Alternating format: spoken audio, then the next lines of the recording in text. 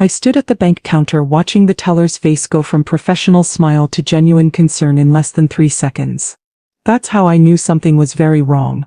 "Mrs. Henderson," she said carefully, her fingers hovering over her keyboard like she was afraid to tell me what she was seeing, "your account balance is..." The floor tilted beneath me, not literally, but I felt it. That sensation when reality shifts and you realize something terrible has happened.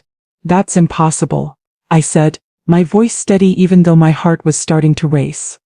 "I had $18,000 in that account last month. I checked it 3 weeks ago." The teller, a young black woman named Tisha who'd been handling my accounts for 2 years, looked genuinely distressed. "Ma'am, let me pull up your transaction history." She turned her monitor so I could see it, and there it was, a massacre of my finances. Withdrawal after withdrawal, purchase after purchase, all over the past 6 weeks. $1,200 at Louis Vuitton, $80–90 at the Ritz-Carlton, $2,300 cash withdrawal, $30–40 at Nordstrom, $8,400 for luxury travel booking, $400 at Gucci.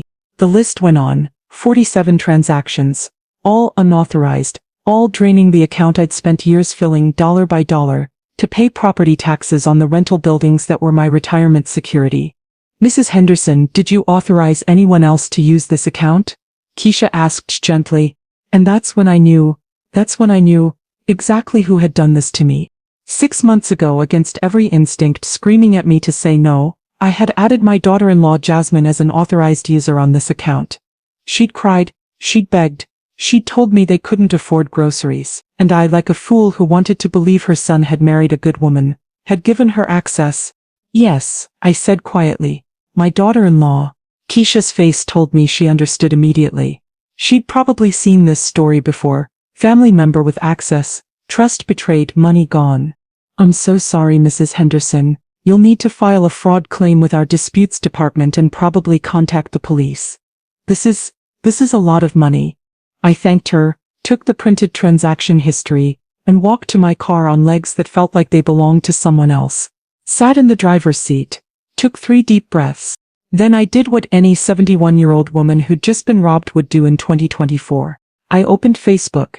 And there, right at the top of my feed, posted just 4 hours ago, was a photo of Jasmine, my daughter-in-law, the woman who'd been crying about not being able to afford groceries. She was standing in crystal blue water and Turks and Caicos, wearing a designer swimsuit that probably cost $400, holding a glass of champagne, grinning at the camera like she'd won the lottery. The caption read, "Living my best life. Ev. Sometimes you just gotta treat yourself. Blessed, luxury travel, self-made, no filter, Turks and Caicos, island life, living the dream." I zoomed in on the photo. Designer sunglasses, manicured nails, professional blowout. Behind her I could see part of an overwater bungalow. Those things cost $800 a night minimum. I scrolled through her recent posts. The past week was a parade of luxury. First-class airplane seats, resort restaurants, jet ski rentals, couples massages, sunset champagne toasts. Every photo hashtagged with some variation of blessed and earned it and self-made. Self-made, with my money. I sat in that parking lot looking at photos of my stolen money being spent on a vacation, and I felt something I hadn't felt in a long time. Not just anger, clarity. Because here's what Jasmine didn't know about me. Here's what a lot of people who underestimate elderly black women don't know. I didn't get to be 71 years old with nearly $1 million in assets by being stupid. I didn't survive childhood poverty, Jim Crow, widowhood and 35 years working for the IRS by being naive. I got here by being smarter than the people who tried to take advantage of me. And Jasmine had just made the biggest mistake of her life. But to understand why this was such a catastrophic error on her part, you need to understand who I am. Because the Dorothy Henderson who sat in that parking lot looking at vacation photos wasn't just some sweet old grandmother who got scammed. I was a woman who'd built an empire from nothing, and I knew exactly how to destroy someone who tried to steal it. Before we continue, I just want to say thank you for taking the time to hear my story. If you're comfortable, let me know where you're listening from, and what time it is where you are. Now let me tell you my story. My name is Dorothy Mae Henderson, and I was born in 1953 in a sharecropper's shack outside of Macon, Georgia. I was the 9th of 11 children born to parents who picked cotton for white men who paid them in scrip that could only be spent at the company store. We were poor in a way that young people today can't even comprehend. We had a dirt floor. We had walls you could see through. We had one dress each and were lucky to have it. We ate what we could grow or catch. And some seasons we didn't eat much at all. But my parents, Isaiah and Ruth Campbell, had something that poverty couldn't take away: wisdom.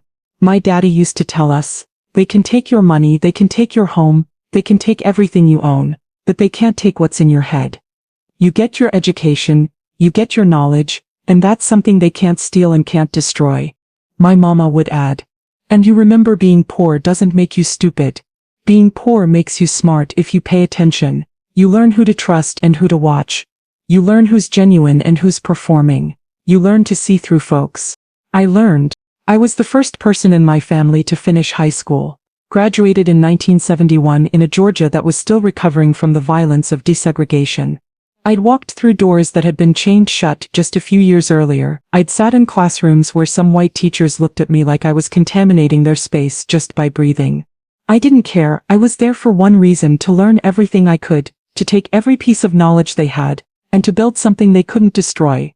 I got a scholarship to Georgia State University, full ride for low-income students with high test scores. I worked 3 jobs while going to school: overnight custodian in the business building, weekend receptionist at a law firm, and tutor for white students who didn't want to admit a black girl knew more than they did but needed my help to pass. I graduated in 1975 with a degree in accounting. Perfect grades, perfect attendance, perfect understanding that I was entering a workforce that didn't want me there. But I also understood something those white folks who tried to keep me out didn't understand. Numbers don't lie. Numbers don't care about your skin color. Numbers are truth. And I was very, very good with numbers. I applied to the IRS. They hired me because they had to: federal diversity mandates, equal employment laws, all that. They thought I'd be a token, someone they could point to and say, "See, we hire black folks." What they got instead was someone who would spend the next 35 years becoming one of their best auditors. I started in the mailroom. I didn't complain. I watched. I learned. I studied. I took every training class they offered. I volunteered for the cases no one else wanted. I learned tax law like it was holy scripture. Within 5 years I was a field auditor. Within 10 I was a senior auditor handling complex fraud investigations. By the time I retired in 2010, I was supervising a team of 12 auditors and investigating cases involving millions of dollars in tax evasion, fraud, and financial crimes. I learned how criminals think, how they hide money, how they manipulate accounts, how they create paper trails, and think they're clever. And I learned how to catch them. I met my husband James in 1976. He was a mechanic, a good man with steady work and steady character. We got married in my mama's church, me in a dress my sister sewed by hand, him in a suit he'd saved 6 months to buy. We had one son, Darnell, born in 1989. We raised him in a small house we bought in College Park for $32,000. Every payment made on time, every month, until we owned it free and clear. James died in 2014. Stroke. Sudden and massive. I held his hand in the hospital and watched the man I'd loved for 38 years slip away from me. He left me his life insurance, $150,000, and a house that was paid off. He left me alone but financially stable. And I took that stability and built something bigger. I started buying rental properties in 2015. I knew the market. I knew the neighborhoods. I knew which areas were about to gentrify, which properties were undervalued, which investments would pay off. I bought my first building, a duplex in Southwest Atlanta, for $85,000 cash, fixed it up myself with the help of Jane's old mechanic friends, rented both units for $950 each. After taxes and maintenance I netted $1,400 a month.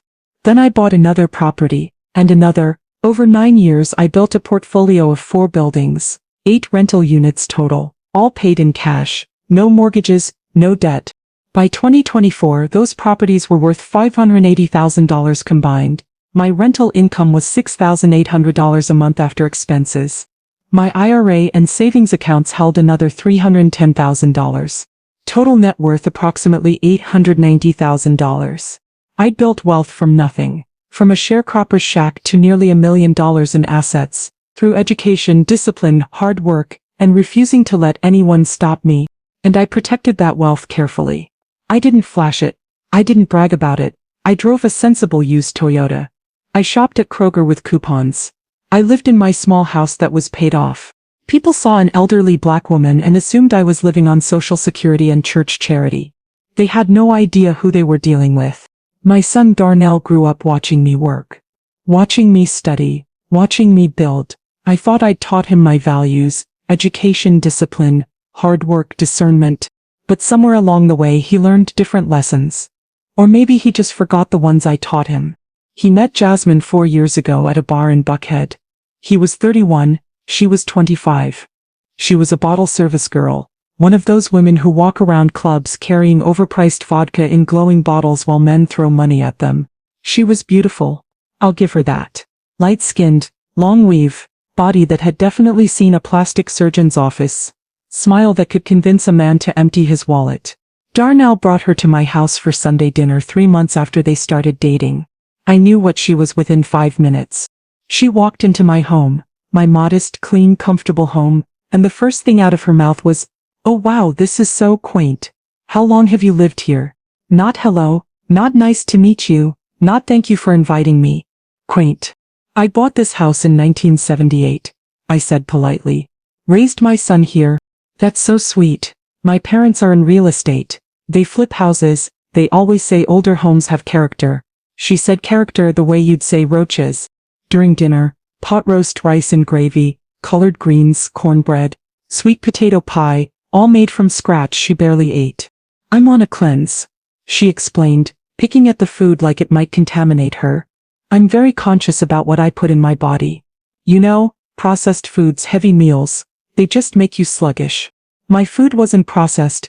It was made from ingredients I'd bought at the farmer's market that morning. But I didn't correct her. I just smiled and watched. I watched her pull out her phone every 5 minutes to check her Instagram. I watched her interrupt Darnell constantly to talk about her followers and her engagement in her brand. I watched her name drop people nobody knew and places nobody cared about. And I watched my son look at her like she was the sun itself. After they left, I called my best friend Loretta. "That girl is going to destroy him," I said. "You sure? Maybe she's just young and figuring things out." "Loretta, I spent 35 years investigating fraud. I know a con artist when I see one. That girl is performing. Every word out of her mouth is calculated. She's looking for someone to fund a lifestyle she hasn't earned. What are you going to do?" "Nothing." "Yet, you can't tell a man who's thinking with his lower half that he's being played. He has to figure it out himself. And if he doesn't, then I'll be here to pick up the pieces." But I underestimated how bad it would get. Darnell and Jasmine got engaged 6 months later. She posted 43 photos of her ring on Instagram, a ring I later learned cost $8,000 that Darnell put on a credit card. She wanted a wedding. A big wedding. The kind of wedding you see on reality TV shows where everything is covered in crystals and there are doves and ice sculptures and bridesmaids in $500 dresses. Darnell made $62,000 a year as an IT technician. He had student loans. He had car payments. He had rent. He didn't have wedding money. So he came to me.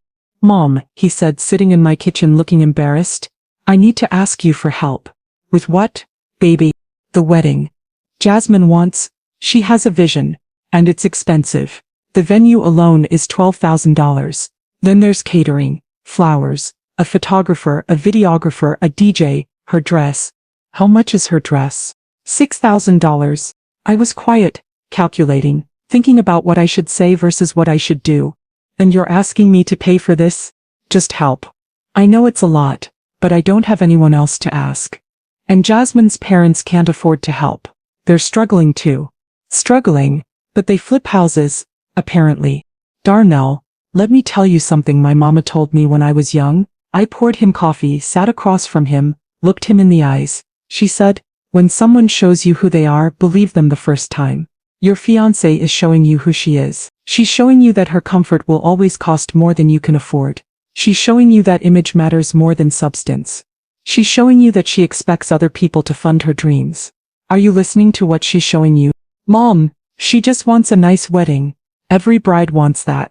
Every bride wants to marry the man she loves and start a life together. Some brides want a production. There's a difference." "So you won't help?" I looked at my son, my only child, the boy I'd raised alone after his father died. The man I'd taught to be better, to do better, to see clearly. But love makes people blind, and Darnell was in love with an illusion. I'll help, I said finally. But not because she deserves it, because you're my son and I don't want you starting your marriage buried in debt that will destroy you. I paid for the wedding, all $22,000 of it, the venue, the catering, the flowers, the photographer, the videographer, the DJ, even the $6,000 dress that Jasmine wore for 4 hours and never touched again. The wedding was beautiful. I'll give her that, it was Instagram perfect. Jasmine posted 127 photos over 3 days. Her follower count jumped from 800 to 4,000 overnight. She didn't thank me once. Not in her speech at the reception, not in a card afterward, not in any of those 127 Instagram posts. But she did tag all the vendors, all the designers, all the locations, free advertising for everyone except the person who actually paid for it all. I watched, I waited, and I reminded myself, when someone shows you who they are, believe them. The first year of their marriage, I kept my distance, sent birthday money, hosted them for holidays. Bit my tongue when I saw the credit card statements Darnell accidentally left on my kitchen counter showing $23,000 in debt. The second year, things got worse. Jasmine quit her bottle service job 3 months after the wedding. I don't need to work anymore, she told Darnell. I'm focusing on my brand, building my influencer career. Her brand was posting photos of herself in expensive clothes, eating at expensive restaurants, living an expensive lifestyle. A lifestyle Darnell couldn't afford. His credit card debt climbed from $23,000 to $38,000 in 18 months. Designer purses, designer shoes, dinners at restaurants where appetizers cost $45, trips to Miami, to Los Angeles, to Vegas, all documented extensively on Instagram with hashtags like bless and living my best life. Darnell came to me one evening alone, looking like a man drowning. Mom, I need help. What's wrong? I'm in debt. Bad debt. $38,000 on credit cards. The interest is killing me. I can't keep up with the minimum payments. I don't know what to do. Where did the debt come from? He looked at the floor. Jasmine. She spends a lot. I've tried to talk to her about budgeting, but she says I'm being controlling, says I'm trying to limit her, says all her friends' husbands let them shop. Do all her friends' husbands make $62,000 a year? No, they make more. A lot more. And Jasmine, she compares. She sees what they have and feels like she deserves it too. I took a breath, let it out slow, prayed for patience. Darnell, I'm going to help you, but we need to have a conversation first. Can you handle that? Yes. Your wife is spending you into bankruptcy, not because she needs these things, not because they improve your life, but because she measures her worth by price tags and Instagram likes. That's not going to change unless you force it to change. You need to set boundaries or you need to leave. Those are your only options. She'll change. Once she gets it out of her system, baby. No, people don't change unless change is forced upon them. Your wife isn't going to wake up and decide to be grateful for what she has. She's going to keep taking until there's nothing left to take. And then she'll find someone else with more to give. You don't know her like I do. No, I know her better than you do. Because I'm not in love with her. He left angry. Didn't speak to me for 3 weeks. But he came back. He always came back. Because deep down he knew I was right. I paid off $15,000 of his debt. Not as a loan, as a gift. Because that's what mothers do. We rescue our children even when they've made terrible choices. But I also told him, this is the last time. If you end up in debt again, you handle it yourself. I'm not funding Jasmine's lifestyle anymore. I understand. Thank you, Mom. I love you. I love you too, baby. But love isn't enough when someone's drowning you. 6 months ago, everything came to a head. Darnell and Jasmine were living in a 1-bedroom apartment in Midtown. Decent place. Nothing fancy. $1,400 a month rent. Manageable on Darnell's salary if they were careful. But Jasmine hated it. I can't live like this. She'd complain on the phone to her friends. Loud enough for Darnell to hear. Loud enough to make sure he felt like a failure. I'm 28 years old living in a tiny apartment like I'm still in college. All my friends have houses. It's embarrassing. She started pressuring Darnell to buy a house. Never mind that his credit was destroyed. Never mind that he had no down payment. Never mind that he was barely keeping his head above water financially. Your mom could help us, she'd say. She has money. I know she does. She owns rental properties. She could co-sign or give us a down payment. Darnell came to me one Saturday afternoon. Mom, can we talk? Of course. Jasmine and I want to buy a house. We're ready to settle down, start building equity instead of paying rent. But with my credit, I can't get approved for a mortgage. I was wondering if maybe you could co-sign or help with a down payment. I looked at my son, looked at the desperation in his eyes, looked at how much weight he'd lost from stress. No, I said. No? I won't co-sign. I won't give you a down payment. I'm sorry, baby, but I can't tie my financial security to your marriage.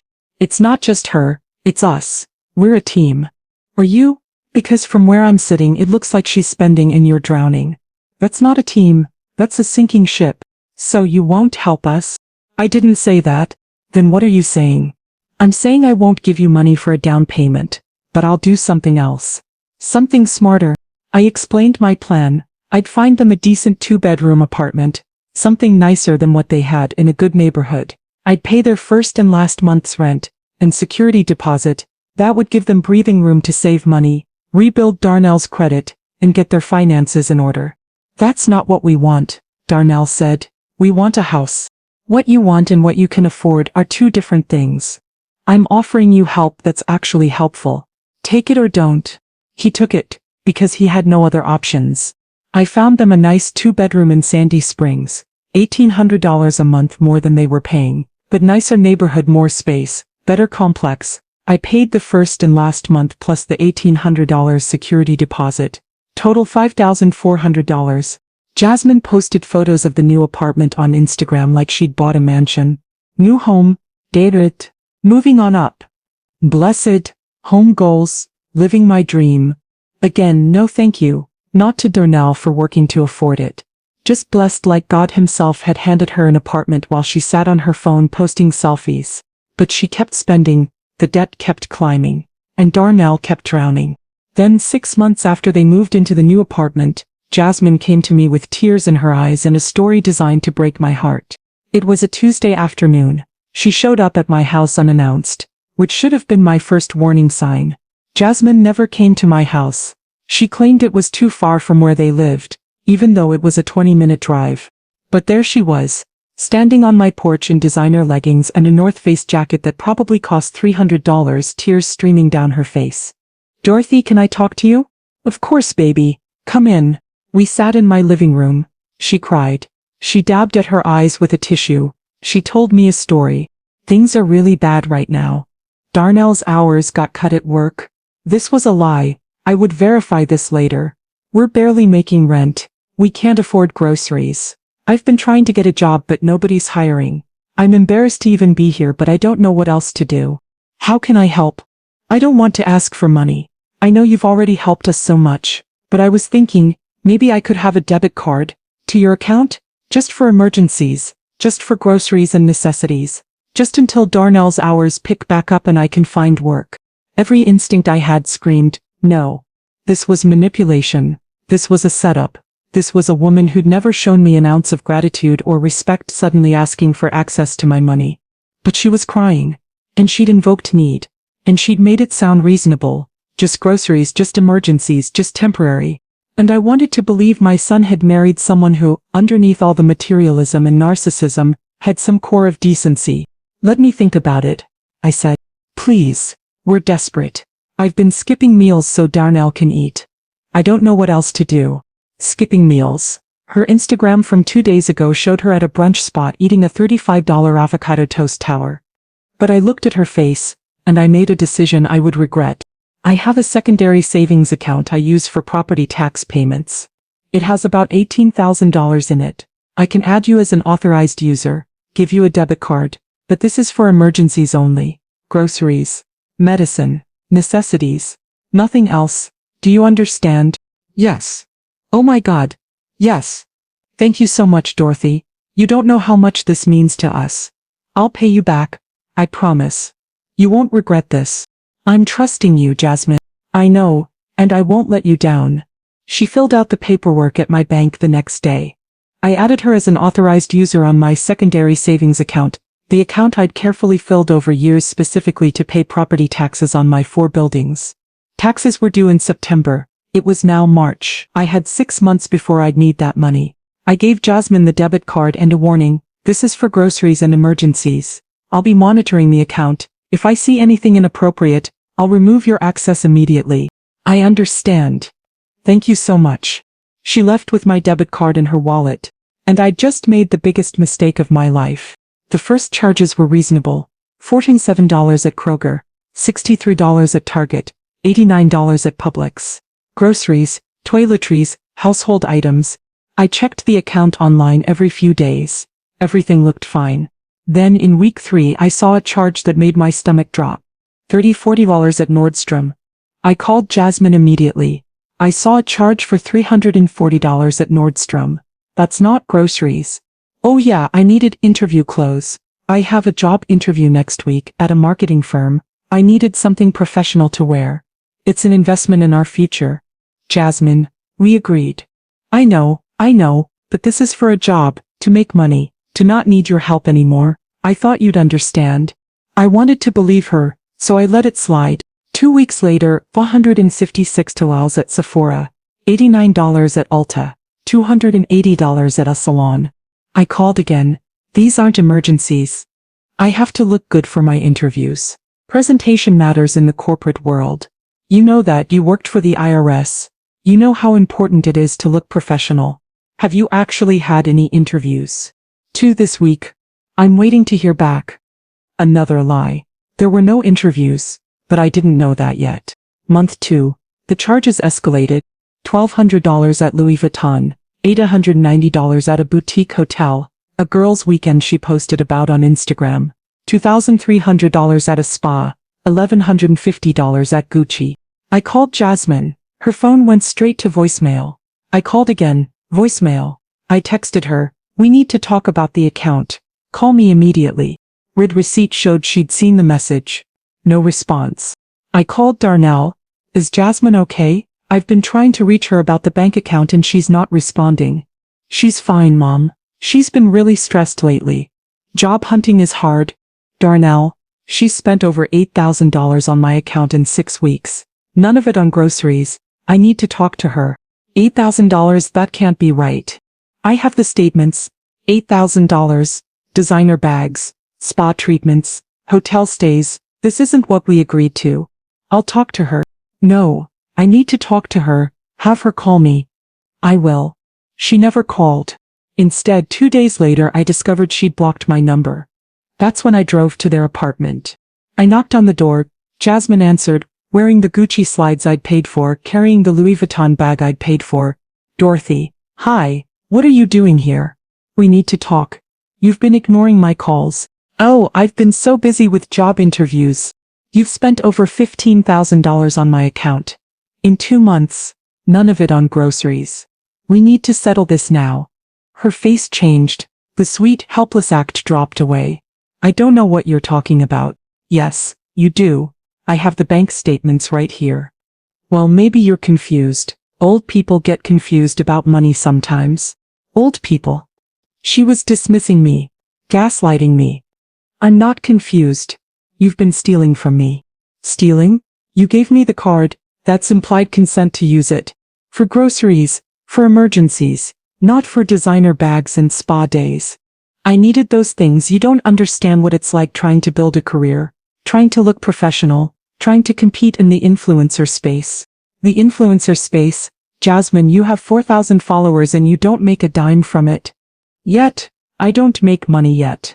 But I'm building my brand. That takes investment, and you're supposed to be helping us. Darnell walked in from the bedroom. Mom, what's going on? Your wife has spent over $15,000 of my money in 2 months, on designer clothes and luxury hotels, and she says she's not paying it back. Darnell looked at Jasmine. Is that true? Your mother is exaggerating. I spent some money, yes, but it was all necessary. For my career. For our future. Darnell's voice was quiet. Shocked. She's being dramatic. I have the bank statements, I said, holding them up. Every transaction, every charge, it's all here.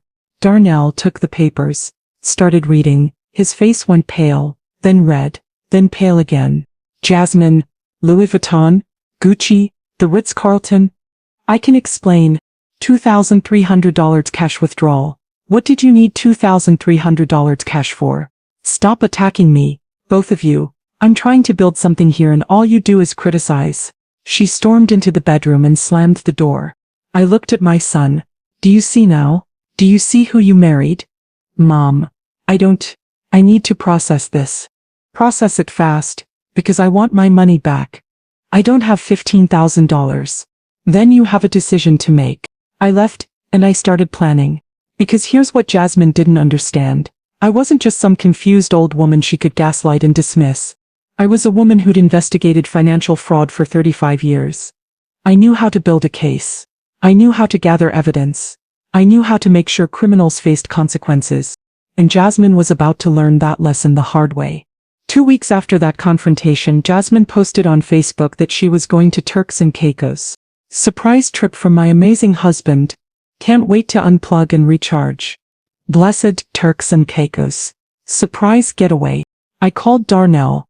Did you book Jasmine a trip to Turks and Caicos? What?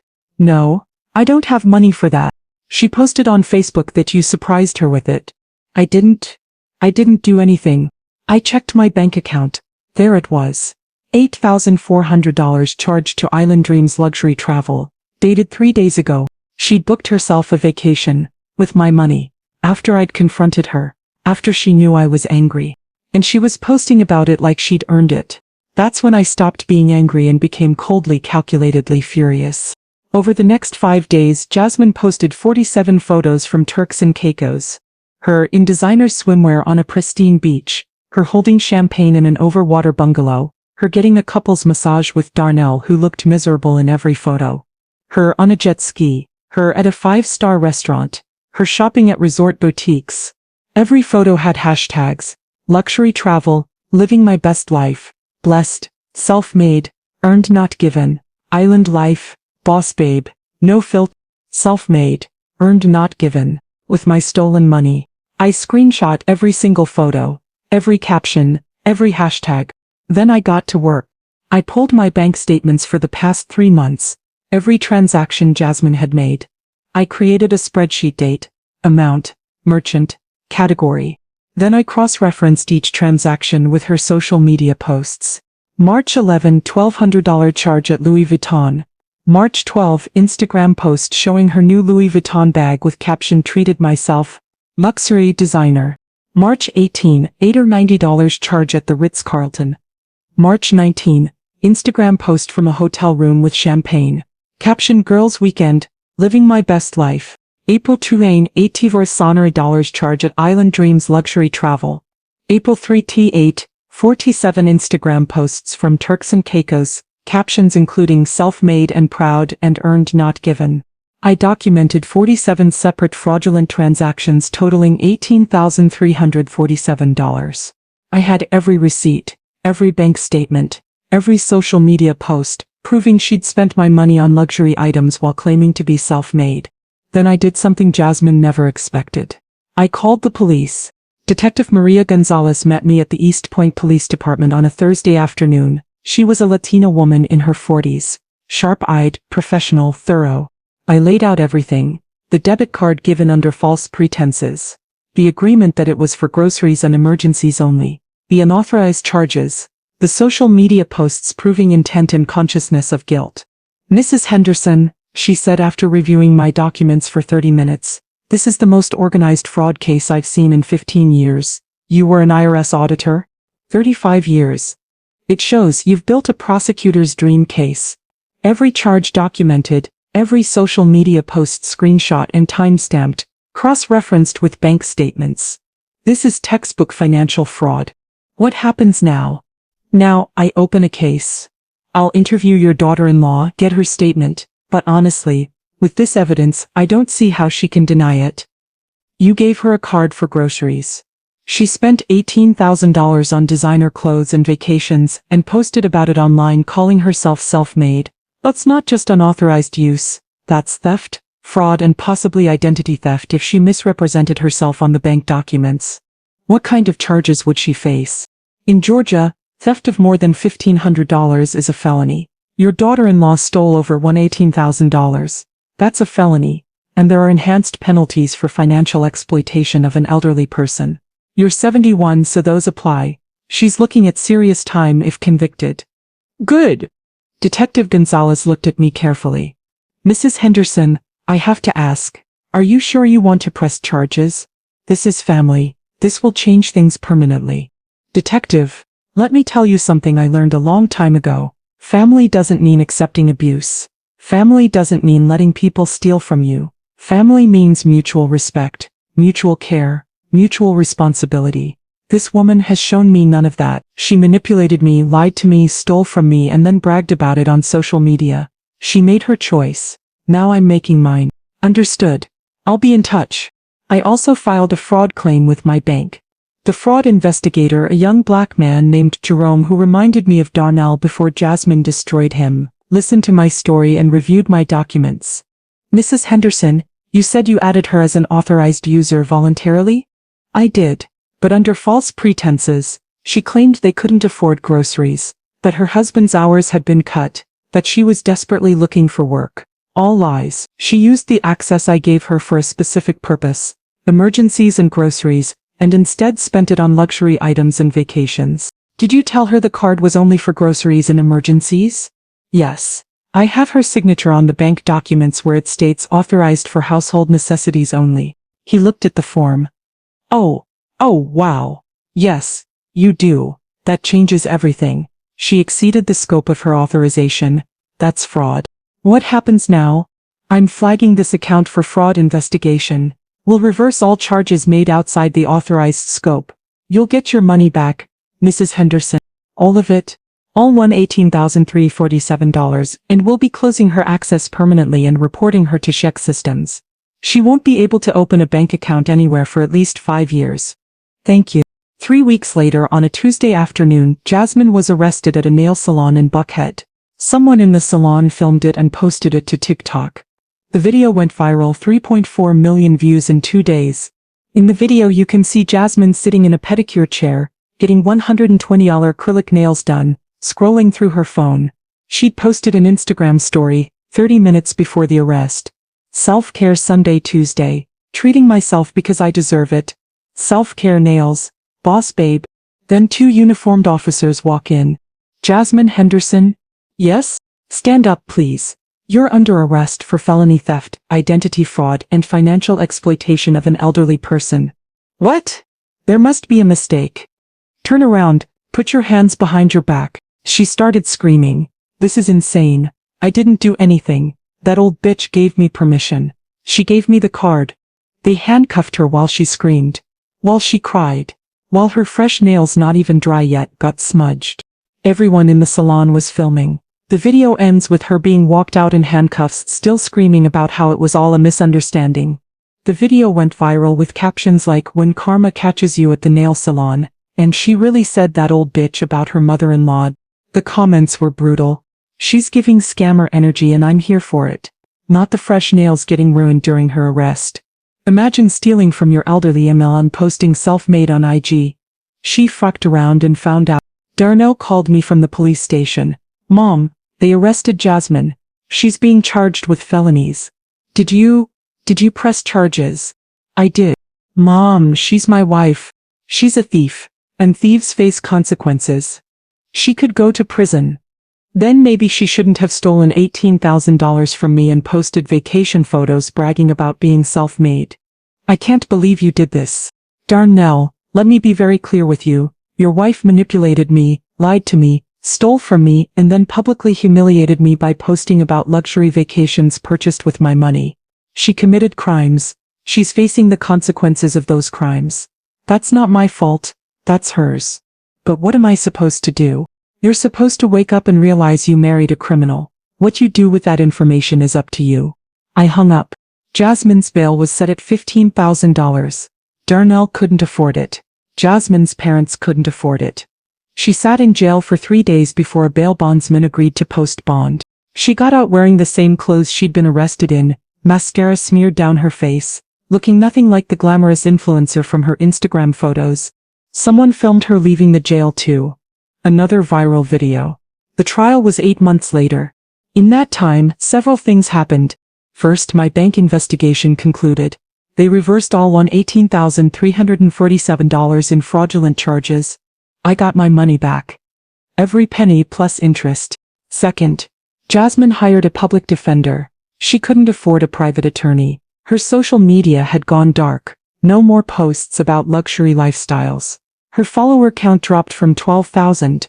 It had grown during her arrest's viral moment, back down to 3,000. Third, Darnell started seeing things clearly. He moved out of their apartment, filed for separation, started going to therapy. Mom, he told me one evening over dinner at my house. I'm sorry I didn't listen to you. I'm sorry I let her treat you that way. I'm sorry I was so blind. I forgive you, baby. But you need to understand something. You're going to have to rebuild your life. Your credit is destroyed. You're in debt. You've lost years to a woman who was using you. That's not going to be easy to fix. I know, but I'm ready to do the work. Then I'll help you. But on my terms. No more handouts. No more enabling. You work, you save, you rebuild. I'll guide you, but I won't rescue you. Understood? Understood. The trial lasted 3 days. Jasmine's public defender tried to argue that Dorothy had given implied consent by providing the debit card. The prosecutor, a black woman in her 50s named Angela Thompson who reminded me of myself, destroyed that argument. Members of the jury, the defense wants you to believe that Mrs. Dorothy Henderson gave her daughter-in-law a blank check to spend $18,000 on luxury items. But let's look at the facts. She pulled up the bank documents on a screen. This form, signed by the defendant, clearly states authorized for household necessities only. Mrs. Henderson will testify that she explicitly told the defendant the card was for groceries and emergencies. The defendant agreed. Now let's look at what the defendant actually spent the money on. She pulled up a slide showing my spreadsheet, every charge, every amount, every merchant. Louis Vuitton, $1,200. Gucci, $1,150. The Ritz-Carlton, $890. A luxury vacation to Turks and Caicos, $8,400. These are not groceries. These are not emergencies. These are luxury items that the defendant purchased for herself while Mrs. Henderson, a 71-year-old retired woman living on a fixed income, believed her money was being used to help her son's family afford food. Then she pulled up Jasmine's Instagram posts. Every photo, every caption, every hashtag. But it gets worse. Not only did the defendant steal from an elderly woman, but she then bragged about it on social media. Look at these posts. Self-made and proud. Earned not given. Living my best life. She posted 47 photos from a luxury vacation, claiming she'd earned it through hard work. She earned it. All right. She earned it by lying to a trusting elderly woman and stealing her money. And when Mrs. Henderson confronted her about the charges, the defendant didn't apologize. She didn't offer to pay it back. She blocked Mrs. Henderson's phone number and continued spending. This isn't a case of misunderstanding. This is a case of calculated theft, fraud, and exploitation. I testified for 3 hours. I brought my spreadsheets, my bank statements, my screenshots. I explained how Jasmine had come to me crying, claiming desperation, how I'd trusted her, how she'd violated that trust.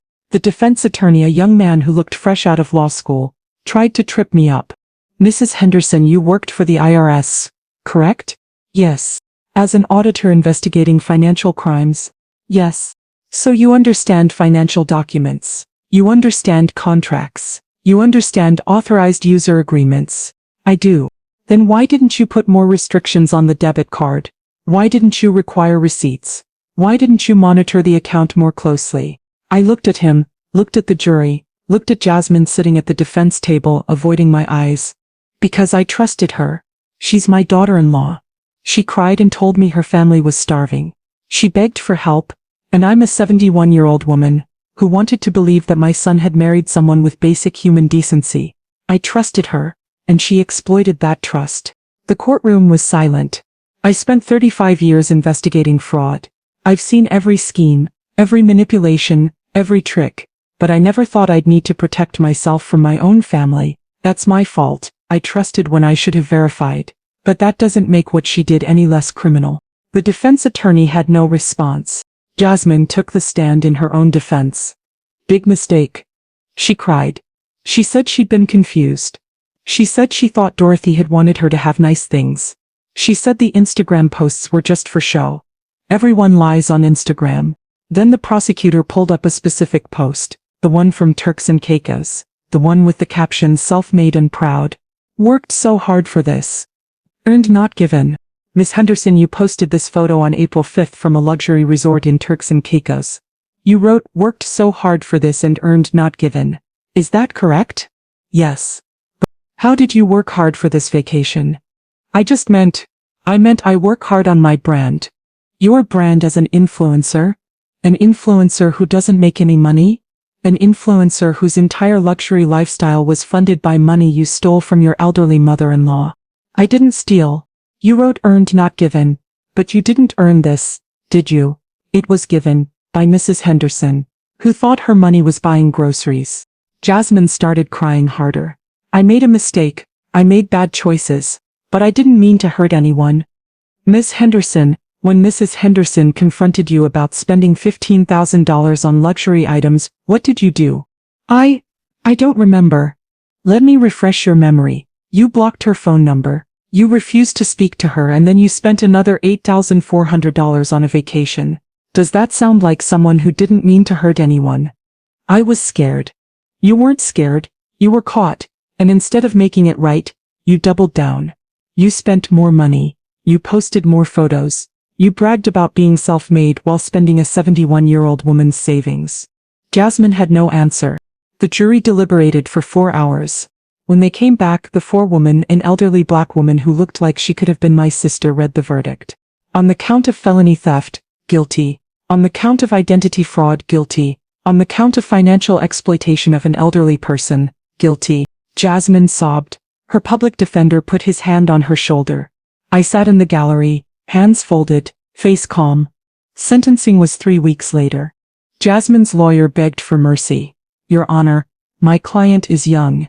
She made mistakes. She has no prior record. She's already facing the consequences. Her reputation is destroyed. Her marriage is ending. Her life is in ruins. Prison would serve no purpose. The prosecutor stood. Your Honor, the defendant didn't just steal from Mrs. Henderson. She violated the sacred trust between family members.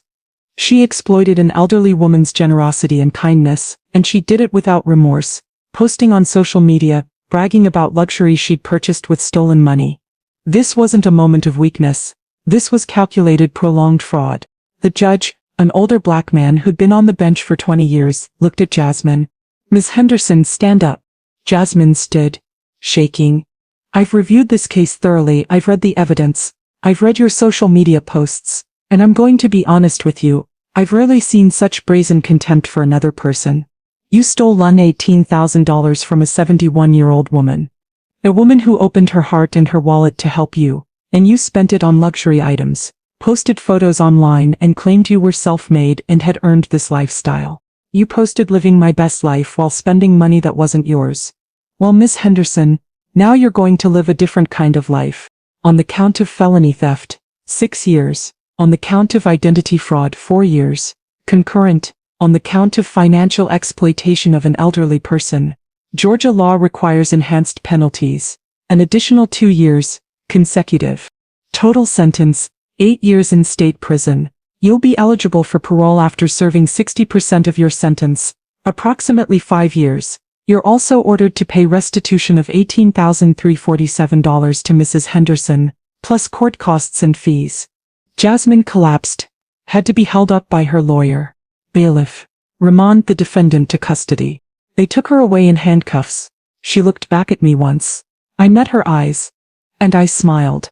Not a mean smile, not a vindictive smile, just a smile that said, I told you who I was. You didn't listen. After the sentencing, the prosecutor found me in the hallway.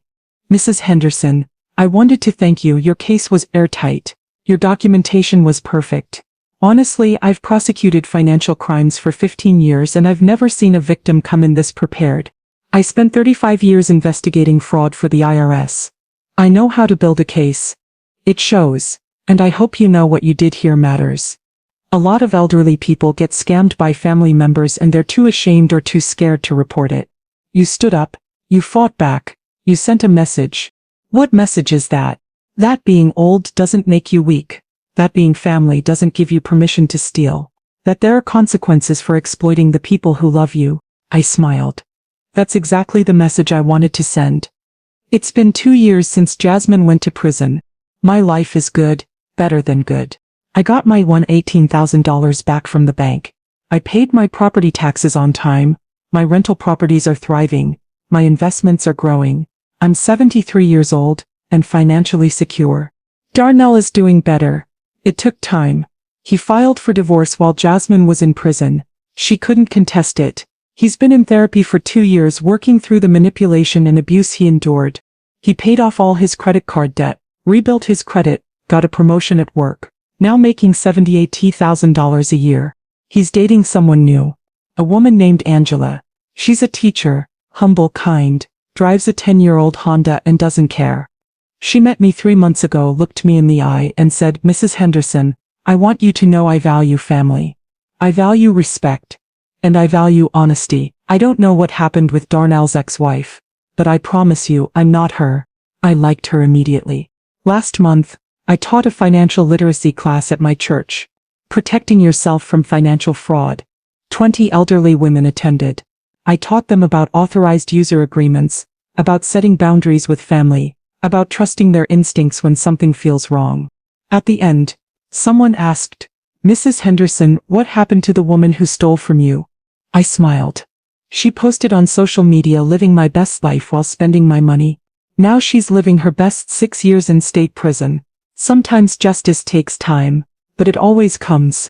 The women applauded, because that's the truth they needed to hear. You don't have to accept abuse because someone is family. You don't have to stay silent, because you're afraid of rocking the boat.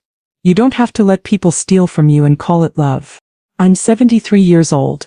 I was born in a sharecropper's shack. I built a fortune through education, hard work and refusing to let anyone stop me. And when someone tried to take what I'd built, I used every skill I'd learned in 35 years investigating fraud to make sure they faced consequences. I am not a woman you want to cross. Not because I'm mean, not because I'm unforgiving, but because I know exactly who I am, exactly what I'm worth, and exactly what I'm willing to tolerate. And a daughter-in-law who steals $18,000 posts vacation photos and calls herself self-made? That ain't it. She wanted to live her best life. Now she's living her best self.